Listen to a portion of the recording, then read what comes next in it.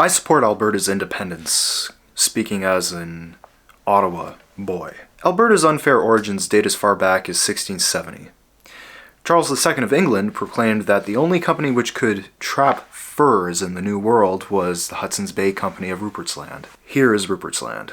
But even after Confederation in 1867, Western Canada was still just Northwestern Territory and Rupert's Land. To manage rapid immigrant growth in the early 20th century, Ottawa incorporated two new provinces, these being Alberta and Saskatchewan in 1905. This was supposedly to accommodate the economic boom in agriculture and ranching, as well as the railroads and mining. In international campaigns, the Canadian government advertised Alberta and Saskatchewan as the last best West. This mostly attracted Eastern Europeans and Hungarians, but people from wherever came to settle. The land was cheap and property rights were certainly respected. But above all else, I think the Canadian government in those days, even today, has a sense of vanity about their old dominionhood in Britain. This is likely why Ottawa couldn't bear the thought of American pioneers settling the region and forming an American-style industry in Alberta. 2 world wars and 30 years later, we come to the 1970s, specifically 1973. The 73 to 74 OPEC oil embargo saw the Arab states, led by Saudi Arabia, halt exports to the US and other nations supporting Israel during the Yom Kippur War. As I understand it, this was a wake-up call to Western governments about their over-reliance on Arab oil. Oil is oil, but Arabs will be Arabs. Am I right? No, never mind. Luckily for North America, they still had Albertan oil, which up to this point still hadn't really had its chance to shine yet internationally. Alberta Premier at the time, Peter Lougheed, lobbied the federal government to allocate resource revenue into Calgary for oil production. This was a turning point for Alberta.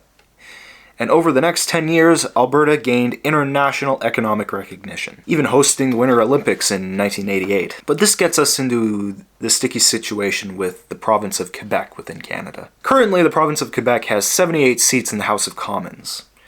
Quebec possesses significantly more federal political influence than Alberta. This is also highlighted by the Bloc Québécois, which itself doesn't want to win a federal election, but they use their political leverage with essentially this saying, "Quebec is its own country, but we still need your money, Canada. Give it to us or we're out." So, the PM of Canada at any given time usually has many lobbyists in Quebec, and the PM gives in. The other 9 provinces pay their share. Quebec gets above average in federal funding. Separation, saith Alberta? 2 can play at that game. So, the federal government of Canada is now faced with a far more plausible independence movement within Alberta than it has with Quebec. Mind you, Alberta's independence movement is economically motivated, not politically motivated like Quebec. So now I'm going to finish off this video speaking as a kid born and bred in the Canadian capital. Alberta has resources, infrastructure, and one heck of a better economic deal with the United States than Ottawa can muster. Why shouldn't Alberta be independent? Because it would be inconvenient for the rest of Canada? For 160 years, the city of Ottawa has only ever known convenience compared to the rest of the country. Right now, Canada's parliament is playing with fire if it wants to truly create ties with Beijing as opposed to Trump's Washington. And with that being said, who in their right minds wants to take orders from a communist ally? Certainly not me, personally. And I safely assume the rest of the Canadian economy doesn't either. So, with all that being said, I support Alberta's independence. I'm Jack Existential. Please like and subscribe.